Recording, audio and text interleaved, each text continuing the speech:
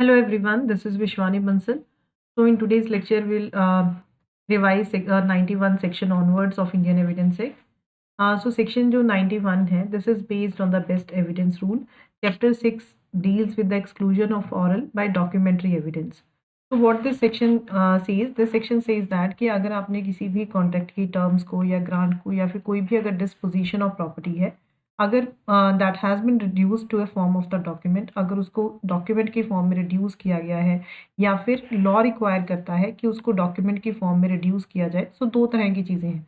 अगर तो आपने वॉलेंटली उसको रिड्यूस किया है या फिर लॉ रिक्वायर करता है कि वो उस चीज़ को डॉक्यूमेंट की फॉर्म में रिड्यूस करने के लिए, then no evidence shall be given, कोई भी उस चीज़ का ऑरल एविडेंस नहीं दिया जा सकता एक्सेप्ट डॉक्यूमेंट ही देना पड़ेगा, चाहे वो प्राइमरी एविडेंस हो या फिर सेकेंडरी एविडेंस हो। So no evidence shall be given in proof of the terms of such contract, grant और other disposition of property of such manner except the document itself or the secondary evidence of its contents in cases जहाँ पे secondary evidence admissible है, that we have studied under section 65.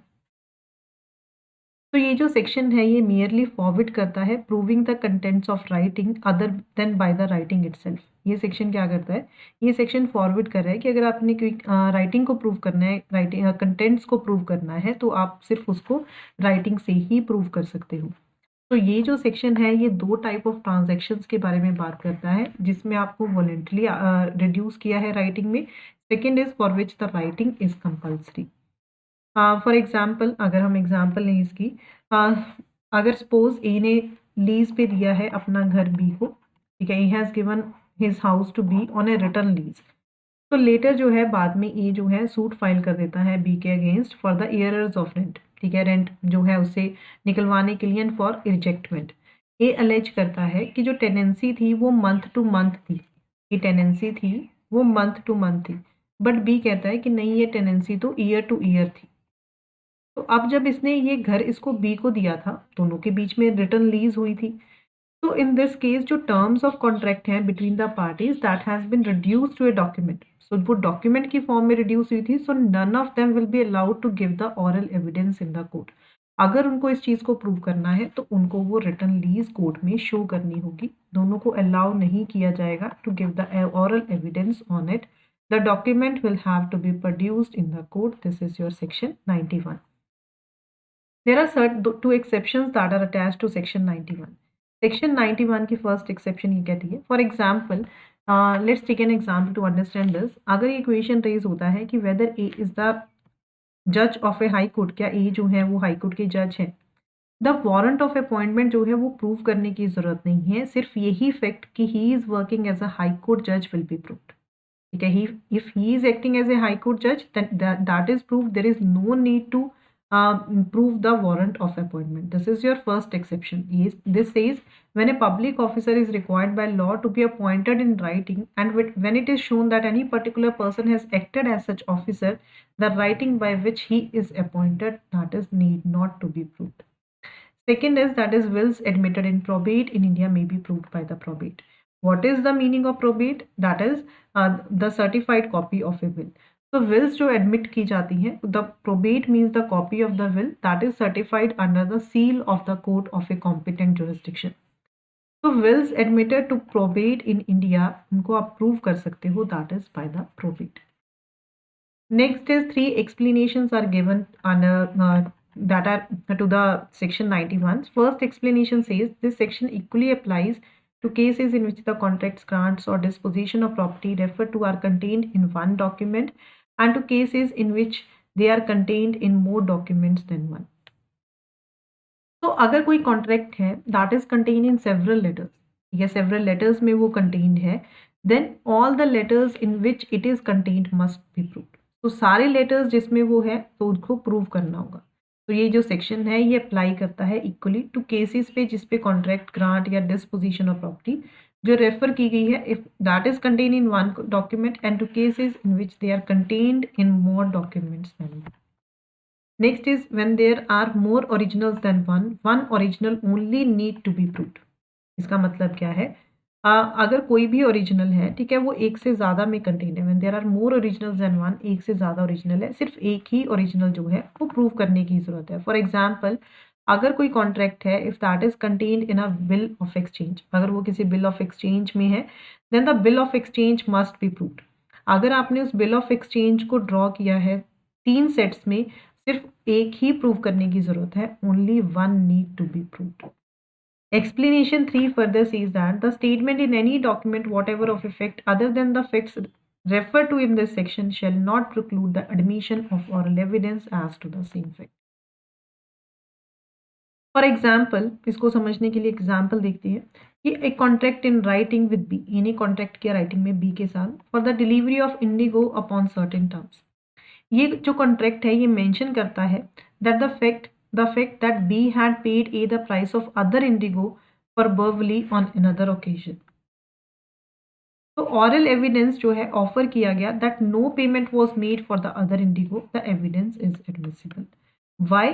क्योंकि जहां पे where in addition to the terms of the contract, अगर terms of contract के addition के साथ अ डॉक्यूमेंट रेफर, अगर कोई डॉक्यूमेंट रेफर कर रहा है to any other fact also as to the fact, oral evidence is always allowed. तो यहाँ पे जो है प्राइस ऑफ अदर इंडिगो के बारे में ऑरल एविडेंस अगर दिया गया है then that is admissible. So this is your explanation 3। Section 91 जो है वी हैव सीन कि अगर कोई भी कॉन्ट्रैक्ट टर्म्स ऑफ कॉन्ट्रैक्ट या ग्रांट या डिस्पोजिशन ऑफ प्रॉपर्टी को राइटिंग में रिड्यूस किया गया है तो उसका ऑरल एविडेंस नहीं दिया जा सकता। तो जो जो प्रोविजन है सेक्शन 91 की, this is further supplemented by section 92। इसको फर्दर सेक्शन 92 जो है वो सप्लीमेंट करता है बाय प्रोवाइडिंग।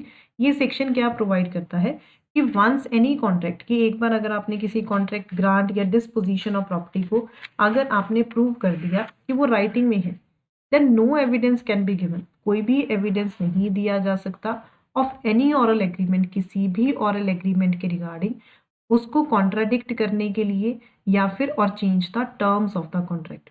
तो in this case we can say that कि no oral evidence can be given to qualify the terms of the document.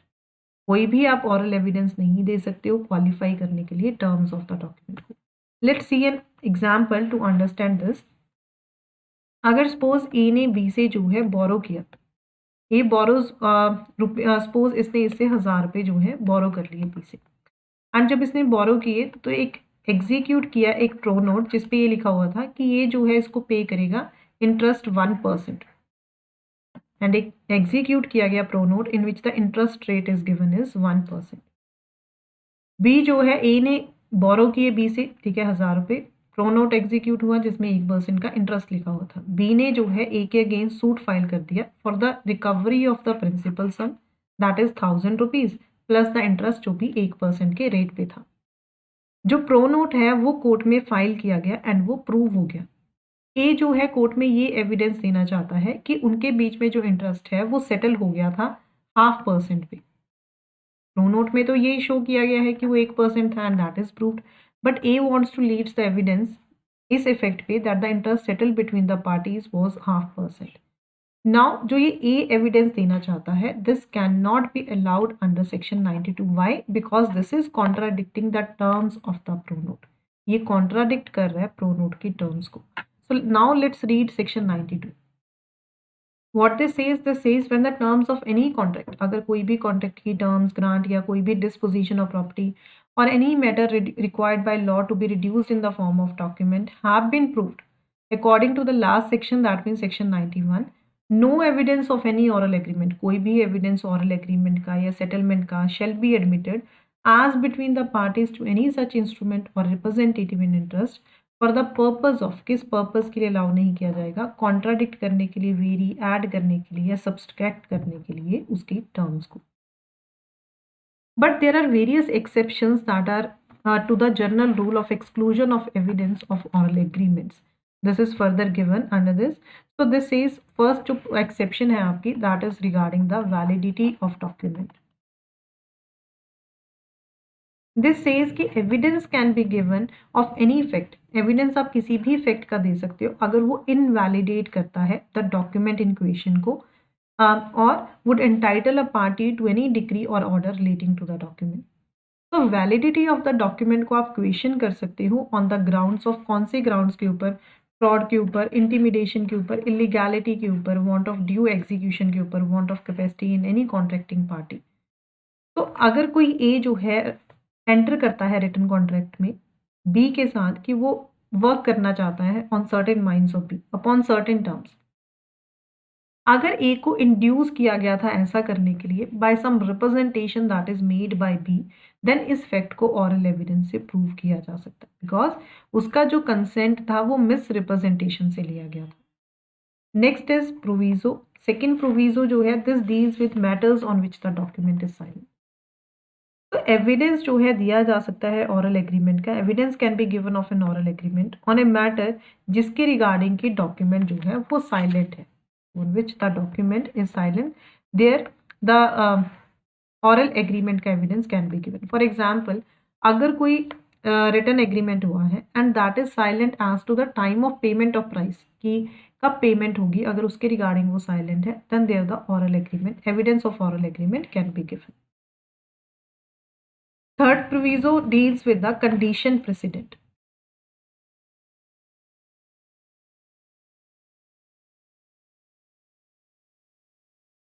So this says the existence of any separate oral agreement constituting a condition precedent to the attaching of any obligation under any such contract, grant or disposition of property may be proved.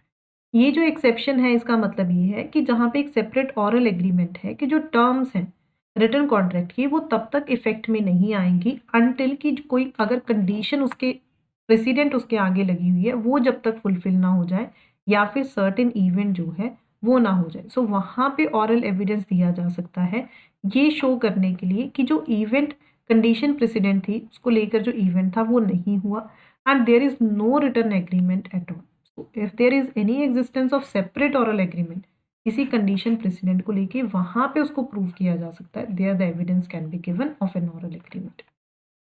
Next is fourth proviso deals with rescission और modification. Rescind का मतलब होता है to end an contract, to cancel a contract. So where after executing a document, parties अगर orally agree कर लेती हैं to treat it as cancelled, कि उसको वो cancelled मानेंगी या फिर modify करेंगी उसकी terms को, तो वहाँ पे oral agreement दिया जा सकता है उसको prove करने के लिए। So the existence of any distinct subsequent oral agreement to rescind or modify any such contract, grant or disposition of property may be proved, उसको prove किया जा सकता है। Further is usages or customs.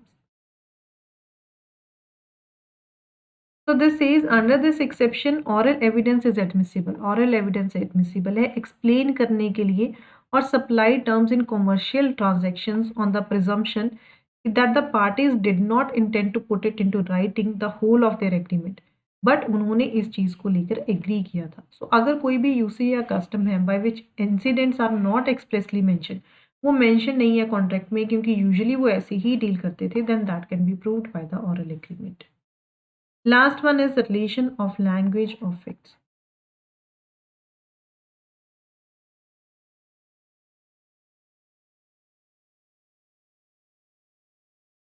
So this says any fact may be proved. कोई भी fact prove किया जा सकता है which shows in what manner the language of the document is related to existing fact. ये एक्सेप्शन जो है ये तब ऑपरेशन में आता है when there is latent ambiguity in a document. That means कि अगर कोई कॉन्फ्लिक्ट है plain meaning of the language you use की गई है एंड एग्जिस्टेंट फैक्ट में, वहाँ पे ऑरल एग्रीमेंट दिया जा सकता है। एनी फैक्ट में बी प्रूव्ड विच शोज, अगर जो ये शो करे कि in what manner the language of the document is related to existing facts, कि कौन से मैनर में जो लैंग्वेज है डॉक्यूमेंट की वो रिलेट करती है एग्जिस्टिंग फैक्ट्स को लेकर। So these are the exceptions that are given under your section 92.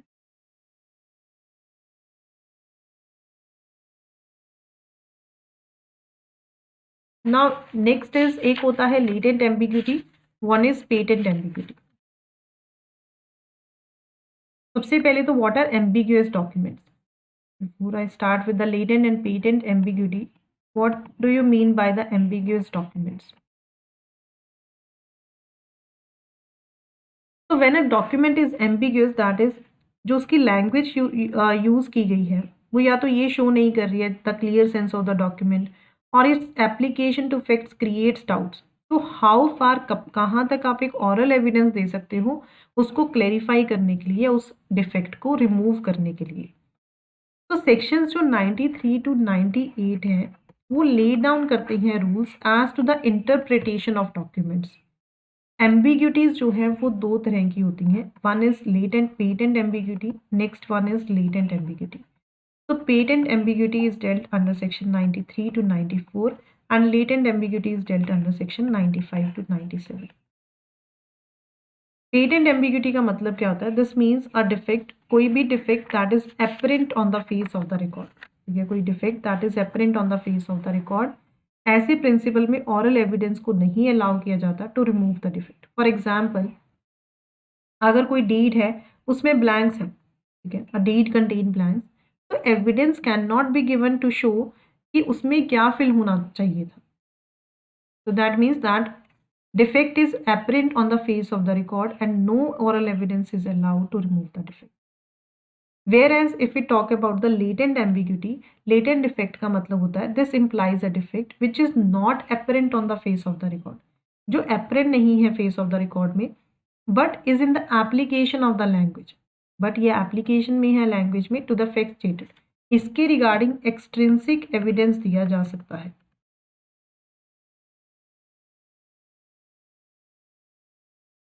To remove such defect, तो latent ambiguity is dealt in 93 to 94, sorry, patent is dealt in 93 to 94 and latent is dealt under section 95 to 97.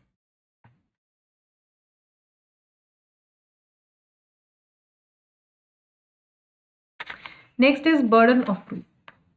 तो जो burden of proof होता है this never shifts. Burden of proof is dealt under section 101.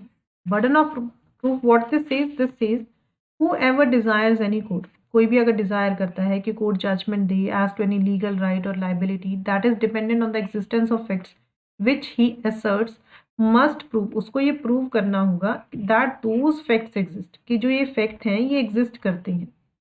तो when a person is bound to prove the existence of any fact, अगर person कोई bound है prove करने के लिए एग्जिस्टेंस किसी फैक्ट की, तो बर्डन ऑफ प्रूफ भी उसी पर्सन के ऊपर लाई करेगा। फॉर एग्जाम्पल, अगर ए ये डिजायर करता है कि कोर्ट जजमेंट दे कि बी को पनिशमेंट मिले फॉर ए क्राइम जो ए कह रहा है कि उसने कमिट की है, then the burden of proof is on the A. तो ए के ऊपर बर्डन है उस चीज को प्रूव करने का that B has committed that crime. So burden of proof never shifts, onus of proof constantly shifts, that is dealt under section 102. So burden of proof in a suit or proceedings lies on the person who would fail if no evidence at all were given on either side. For example, अगर A जो है B को sue करता है for land of which B is in possession. So what he has done, A ने B को sue किया किसी प्रॉपर्टी के लिए जो किसके पोजेशन में है, B के पोजेशन में, and which A asserts, and A क्या कहता है, ए कहता है कि ये जो प्रॉपर्टी है ये बी के फादर ने, ठीक है, this was left to A by the B's father. अगर कोई भी एविडेंस नहीं दिया गया दोनों साइड, अगर कोई भी एविडेंस नहीं दिया गया तो B would be entitle to retain the possession, क्योंकि प्रॉपर्टी का पोजेशन तो बी के पास है, तो बर्डन तो ए के ऊपर है इस चीज को प्रूव करने का। अगर कोई एविडेंस नहीं लीड कर रहा है देन किसके ऊपर जाएगा, the burden of proof is on the A. तो बर्डन ऑफ प्रूफ उस पर्सन के ऊपर लाई करेगा जो फेल हो जाएगा अगर कोई भी एविडेंस नहीं दिया जाएगा on either side. Section 103 deals with the burden of proof as to any particular fact lies on the person, वो उस पर्सन के ऊपर लाई करता है who wishes the court to believe the in its existence, जो court को believe करवाना चाहता है कि ये एग्जिस्ट करता है, unless it is provided by any law that the proof of that fact shall lie on any particular person. For example, अगर A प्रोसिक्यूट करता है B को चोरी के लिए एंड विश करता है ये बिलीव करने के लिए, wishes the court to believe that B admitted the theft to C, कि B ने जो ये थेफ्ट है वो C को एडमिट किया है, then A must prove the admission. तो A को जो है उस एडमिशन को प्रूव करना होगा। Burden of proof, proving fact to be proved to make evidence admissible. Let's see an example to understand this. This says A wishes court, A wish करता है कोर्ट को एक डाइंग डिक्लेरेशन प्रूव करना चाहता है जो कि B ने दी। तो सेक्शन 32(1) में अगर कोई डीडी एडमिसिबल होना चाहिए then the death must occur, death का होना जरूरी है 32(1) में एडमिसिबिलिटी के लिए। तो A को B की डेथ को प्रूव करना पड़ेगा अगर A चाहता है कोई डाइंग डिक्लेरेशन को प्रूव करना, that is given by B।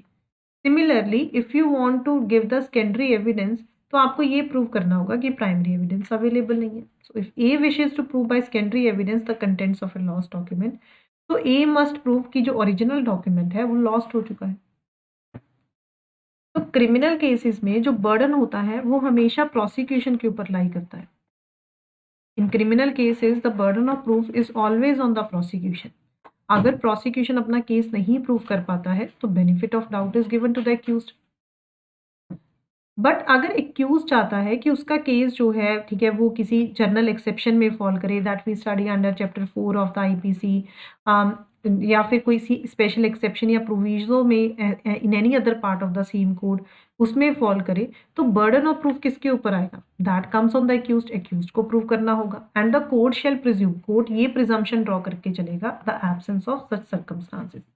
तो section 105 says that when a person is accused of any offence, अगर किसी पर्सन पे एक्यूजेशन लगा है किसी ऑफेंस का, the burden of proving, burden prove करने का, the existence of circumstances bringing the case within any of the general exceptions in the IPC or within any special exception or proviso contained in any other part of the same code or in any law defining the offenses upon him, and the court shall presume, court ये presumption draw करके चलेगा कि ऐसे circumstances की absence को लेके. तो अगर ए पे एक्यूजेशन लगा है मर्डर का, वो चाहता है कि ग्रेव एंड सडन प्रोवोकेशन में आके उसने ऐसा किया, he was deprived of the self control, तो बर्डन ऑफ प्रूफ इसको प्रूव करने का कि उसने ग्रेव एंड सडन प्रोवोकेशन में किया था, दैट इज ऑन ए. तो section 325 of the IPC provides that whoever except in the cases provided by section 335 voluntarily causing hurt shall be subject to certain punishments. तो ए is charge with, अगर ए पे charge लगा कि उसने जो है grievous hurt किया है under section 325, the burden of proving the circumstances bringing the within the case of section 335 lies on A. तो वो किसके ऊपर लाई करेगा? वो ए के ऊपर लाई करेगा, बिकॉज ही वांटेड कि उसका केस जो है वो इसमें फॉल करे. Section 106 is based on the principle of res ipsa loquitur, that is, the thing speaks for itself. So section 106 says that when any fact is especially within the knowledge of any person, अगर कोई fact specially किसी person की knowledge में है तो burden of proof भी उसी के ऊपर लाई करेगा उसको प्रूव करने का. फॉर एग्जाम्पल, अगर ए जो है ए के ऊपर एक्यूजेशन लगा कि he was travelling on A railway without a ticket, कि वो रेलवे में ट्रैवल कर रहा था बिना टिकट के, तो burden of proving that he had a ticket, ये बर्डन प्रूव करने का कि उसके पास टिकट थी, ये उसी के ऊपर लाई करेगा. Section 107 deals with presumption of life. तो ये अगर ये क्वेश्चन रेज हो जाता है कि वेदर ए इज अलाइव और डेड, कि क्या ए जिंदा है या उसकी डेथ हो चुकी है, and it is shown that he was alive with in 30 years, and ये शो हो चुका है कि with in 30 years he was alive, तो बर्डन, अगर कोई आके पर्सन ये कहता है कि नहीं ये तो इसकी तो डेथ हो चुकी है, तो बर्डन ऑफ प्रूफ भी उसी के ऊपर लाई करेगा, वो जो अफर्म कर रहा है इस चीज को. तो सेक्शन 107 में हम प्रिजम्पशन ऑफ लाइफ लेके चलते हैं. Section 100 deals with presumption of death. तो दिस सेज, अगर ये क्वेश्चन राइज करता है कि whether a man is alive और डेड, एंड ये प्रूव हो चुका है कि इस पर्सन के बारे में पिछले 7 सालों में किसी ने नहीं सुना, who would naturally have heard of him, अगर वो जिंदा होता, मतलब उसकी फैमिली फ्रेंड्स किसी ने भी नहीं सुना, the burden of proving that he is alive is shifted to the person जो इस बात को अफर्म करता है. Section 109 deals with burden of proof as to relationship in cases of partners, landlord and tenant, and principal and agent. So when the question is whether persons are partners, अगर ये question raise होता है कि क्या ये persons partners हैं, landlord and tenant हैं, principal and agent हैं, and it has been shown that they have been acting as such, and ये शो हो गया कि वो ऐसे ही एक्ट करे थे, तो burden of proving that they do not stand, अगर कोई आके ये कहता है कि नहीं वो ऐसे इस उनके बीच में ऐसा कोई रिलेशन नहीं है या फिर सीज कर गया है to each other, is on the person who affirms it. Why?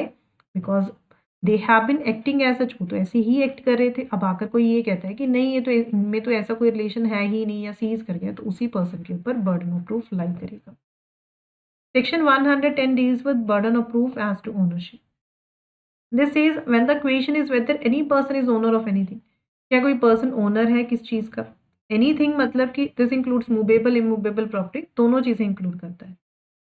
And it is shown that कि वो उसके पोजेशन में है. तो burden of proving that he is not on the owner, अब आके कोई ये कहता है कि नहीं ये तो इस प्रॉपर्टी का मालिक नहीं है, तो उसी पर्सन के ऊपर लाई करेगा जो इस चीज को अफर्म करता है। Next is burden proof of good faith in transactions where one party is in relation of active confidence. अगर ये क्वेश्चन रेज करता है कि एज टू गुड फेथ की ट्रांजैक्शन हुई है दो पार्टीज के बीच में जिसमें से एक स्टैंड करता था इन the position of active confidence, तो बर्डन ऑफ प्रूविंग कि ये जो ट्रांजैक्शन हुई है ये गुड फेथ में हुई है, ये उसी पर्सन के ऊपर लाई करेगी who is in the position of active confidence. तो the good faith of a sale by client to an attorney is in the question in a suit brought by the client. The burden of proving the good faith of the transaction is in the attorney. तो burden of proof है good faith का transaction को लेके, वो किसके ऊपर है? वो अटॉर्नी के ऊपर।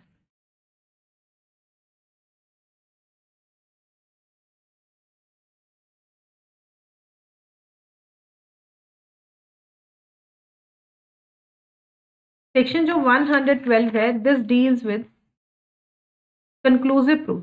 सेक्शन 112 में हमें क्या दिया हुआ है? Conclusive proof is given. तो section 112 says the fact that any person was born, कि कोई भी person, this deals with the, अगर कोई भी डिस्प्यूट रेज होता है regarding the paternity of the child, this says the fact that any person was born with during the continuance of a valid marriage between his mother and any man or within 280 days after its dissolution, the mother remaining unmarried, shall be conclusive proof that he is the legitimate son of that man unless it can be shown। अगर आपको इसको disprove करना है तो ये prove करना होगा that they had that the unless it is shown that the parties to the marriage had no access to each other at any time when he could have been begotten। तो अगर ये fact raise होता है कि क्या ये person जो है कि whether this is the legitimate child of this man, तो if he is born during the continuance of a valid marriage between his mother and any man, या फिर वो 280 डेज के अंदर बॉर्न हुआ after its death solution and mother remaining unmarried, then this is the conclusive proof कि वो legitimate son है उसी का। तो under section 112 the only way, सिर्फ ये वे to rebut the presumption, the only way to rebut the presumption is the proof of non access. वो क्या है? नॉन एक्सेस प्रूव करना होगा between the parties to the marriage. Section 113E deals with presumption as to the abetment of suicide by a married woman. So when the question is, अगर question ये raise होता है कि whether the commission of a suicide by the woman has been abetted by her husband, कि क्या ये जो suicide किया है women ने, क्या ये उसके husband ने abet किया है या फिर किसी भी relative ने, and it is shown that, and ये show हो जाए कि that she had committed suicide within a period of 7 years, कि उसने 7 साल के अंदर अंदर जिस दिन से उसकी शादी हुई है उसने सुसाइड कमिट किया है एंड उसका हस्बैंड या रिलेटिव्स ने उसके साथ क्यूरियलिटी की है। क्यूरियलिटी का यहाँ पे क्या मीनिंग है? That is given under section 498A of the IPC. तो कोर्ट में प्रिज्यूम, कोर्ट ये प्रिजम्पशन ड्रॉ करके चलेगा having regard to all the other circumstances of the case that such suicide has been abetted by her husband, कि ऐसा suicide जो है उसके हस्बैंड ने अबेट किया है और बाय सच रिलेटिव और हर हस्बैंड। तो this is the may presume section. Court जो है प्रिजम्पशन ड्रॉ करके चलेगा having regard to other circumstance suicide has been abetted by her husband और by such relative of her husband. तो court is not bound to presume this is may presume. But section 113B says that अगर ये question raise होता है कि whether a person has committed the dowry death of a woman and it is shown that soon before her death, dowry death का यहाँ पे क्या meaning है? That is given under section 304B of the IPC, and it is shown that before her death she was subjected to cruelty और harassment with any demand और dowry. तो court ये presumption draw करके चलेगा that such person has cause the dowry death, कि ऐसे person ने ही डॉरी डेथ की है, and this is the shall presume, the court is bound to presume this. ठीक है, कोर्ट जो है इसके रिगार्डिंग इसके फेवर में प्रिजम्पशन ड्रॉ करके चलेगा unless it is rebutted. So these are your sections from 91 to 113B that we have studied. Next is your section 115. 115 section deals with estoppel. तो एस्टॉपल जो है, this is the rule of civil action. Estoppel is dealt with in sections 115 to 117 of the Indian Evidence Act. जो 115 section है, that contains the general principle of estoppel by conduct. Whereas जो 116 to 117 sections हैं, these are the instances of estoppel by conduct. तो estoppel का मतलब क्या है? This is not a rule of equity of law, but ये rule of evidence है, जो किस maxim के ऊपर based है? This is based on the maxim that is elegans contraria non est audendus. इसका मतलब क्या है? The person alleging contrary effects will not be heard. कि अगर कोई पर्सन कॉन्ट्रेरी इफेक्ट्स एलेज कर रहा है, that will not be heard. Estoppel is only a rule of civil action and इसकी कोई भी एप्लीकेशन नहीं है क्रिमिनल प्रोसीडिंग्स के ऊपर. एस्टॉपल के लिए एसेंशियल इंग्रेडिएंट्स क्या है? एक रिप्रेजेंटेशन होनी चाहिए, that is made by one person to another. दूसरा पर्सन उसके ऊपर बिलीव करता है एंड एक्ट करता है एंड अपनी पोजीशन जो है ऑल्टर कर लेता है. Then in a suit between the parties, जिस पर्सन ने वो रिप्रेजेंटेशन की है उसको अलाउ नहीं किया जाएगा to deny the truth of the representation. So this is the meaning of estoppel and these are the essential ingredients to apply the principle of estoppel under section 150. Estoppel of tenants and of licensee of person in possession. This says no tenant of immovable property. कोई भी tenant अगर किसी immovable property का है और person claiming through such tenant during the continuance of tenancy, इसको समझने के लिए एग्जांपल देखते हैं. फॉर एग्जांपल ए और बी है, A is the landlord, B is the tenant. इसने इससे रेंट मांग लिया. ये कहता है कि नहीं, मैं तो रेंट तभी दूंगा अगर आप ये प्रूव करो कि ये प्रॉपर्टी आपकी है. ये प्रॉपर्टी है तो आपको बिलोंग ही नहीं करती है. तो जब इनके बीच में लैंडलॉर्ड टेनेंट वाला रिलेशन शुरू हुआ था तब तो इसको कोई प्रॉब्लम नहीं थी. अब रेंट पे करने के टाइम इसको ये प्रॉब्लम होगी. तो सेक्शन 116 कहता है कि कोई भी टेनेंट किसी भी इमूवेबल प्रॉपर्टी का during the continuance of tenancy उसको परमिट नहीं किया जाएगा to deny that the landlord of such tenant at the beginning of the tenancy a title to such immovable property and no person who came upon the immovable property by the licence of the person in possession shall be permitted to deny that such person has a title to such possession at the time when the license was given. तो इसको stop करता है कि during the continuance of tenancy आप कोई भी इस चीज़ के रिगार्डिंग डिस्प्यूट रेज नहीं कर सकते हो. अगर आपको करना है, पहले आपको टेनेंसी कब आपको जो है टेनेंसी खत्म करनी होगी, then you can do that. ठीक है. Otherwise this section is stopping a tenant to raise the dispute.